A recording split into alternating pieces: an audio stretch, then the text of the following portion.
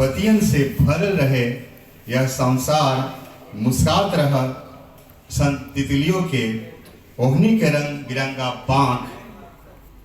कबो चुप बैठ जाए गरवियन के कान्हा पे, कबो चुप बैठ जाए गरवैया के कान्हा पे। उड़द बयार में धूल के कण, पानी के बूंद ऐसे ही टपकत रहे, पानी के बूंद ऐसे ही टपकत रहे। गावे गावे हरियर दूब के कोपलन पर दूर चल गई दानिशन के। एक दिन फेनु सजे बीना के तार, एक दिन फेनु सजे बीना के तार। तितली और उड़द मन जतिना बदरियन से आवत दानिशन के तारन से निकलत तान फिर गूंजत रहे धरती पर। धरती आऊ लोहलहाटी गांव, धरती आऊ लोहलहाटी गांव। रहरी गेहूं के दाना में भरल खरिहान, जहवा से कबो निकलस रहे किसान पुतन के बीच से। दानिशन के ननका बादशाह भटकत रहे ज्ञान के जोहत। काशी के गलियन में उदास धरती कहत दिया तितलियन से, उदास धरती कहत दिया तितलियन से। फुदगत गरवैयन से तोरा पाखन पर ऊ आई एक दिन का, तोरा पाखन पर ऊ आई एक दिन का। ले आई है हमार गरवई वा एक दिन जरूर ले आई है बिना के उतार। तानन के वो समझ संसार जे आवेला रोज भोरे भोरे। जय हरि खाल के नखड़ा बदरियन के संग बाबा के धरती पर। तो कविता समाज भाई पहल का हमार। और अच्छा लगता है कि आज कवि सम्मेलन में बहुत सारा जो हमारे कवि सब आइल मान जा। और कल गणतंत्र दिवस बाटे, ओकरा अवसर पर कई लोग तिरंगा के बारे में बात कही। तो हमहू एगो कविता पढ़ब एक तिरंगा पर ही।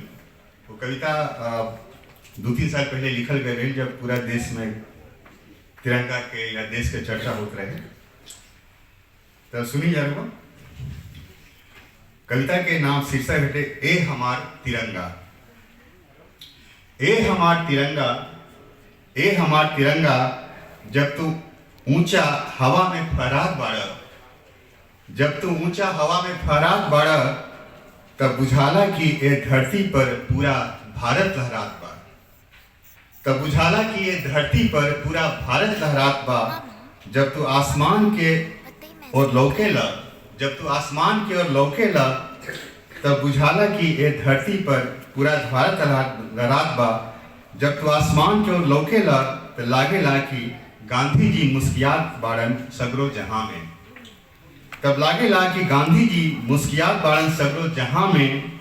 हे तिरंगा जब तू देश के जनता के हाथ में, हे तिरंगा जब तू देश के जनता के हाथ में तन के खड़ा हो जाला, तो लागेला कि भगत सिंह के हिंदुस्तान बोलता। तो लागेला कि भगत सिंह के हिंदुस्तान बोलता। जब तू गिरहत के खेत की ओर से गुजरेला, जब तू गिरहत के खेत के ओरी से गुजरेला, तो बुझाला कि गुलजार हो जाला चाचा नेहरू के लइकन के दुनिया। जैसे रोज जब बैठे मंजा विद्यार्थी लोग, तो बुझाला कि गुलजार हो जाला चाचा नेहरू के दुनिया। जब तू क्रांतिकारियन के हाथ में फहरेला, जब तू क्रांतिकारियन के हाथ में फहरेला, तो दुनिया भर के लोकतंत्र में जान फूका जाला। तो दुनिया भर के लोकतंत्र में जान फूका जाला। जब तू चौंपेला मुस्कात, जब तू चौंपेला कुहकत बिलखत सात बहनियन के बीच, तो तन के खड़ा हो जाला केकुरल कांपत पूरब के देश। तन के खड़ा हो जाला केकुरल कांपत पूरब के देश। ए हमार तिरंगा तू ही तो बाड़ा जेकरा बयान में सुरक्षित बा। ए हमार तिरंगा तू ही तो बाड़ा जेकरा बयान में सुरक्षित बा। हमनी के लोकतंत्र 1857 के वीर बलवान और ये उनका श्रमिक सेना के लोकतंत्र सिंगली दई, बिरसा मुंडा, कर्मा भगत, मंगल पांडे, लक्ष्मीबाई, बेगम हजरत महल, कुंवर सिंह, राव कदम सिंह गुर्जर और ये चांकी खुटिया के लोकतंत्र, झंडा फहरावत गांधी बाबा, भगत सिंह, सुभाष चंद्र बोस, नेहरू, पटेल, बाबा अम्बेडकर और ये राजेंद्र प्रसाद के लोकतंत्र स्वाधीनता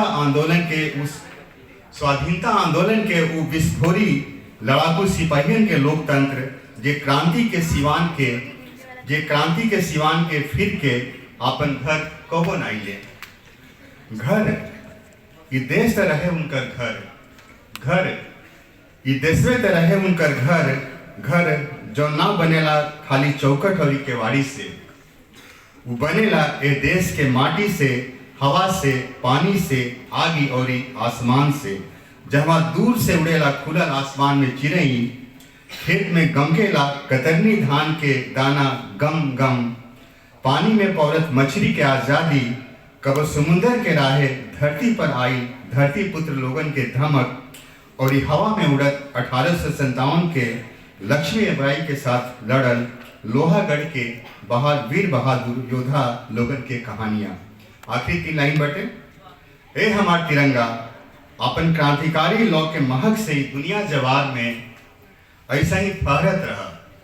ए हमार तिरंगा अपन क्रांतिकारी लौ के महक से ये दुनिया जवार में ऐसा ही फहरत रहा।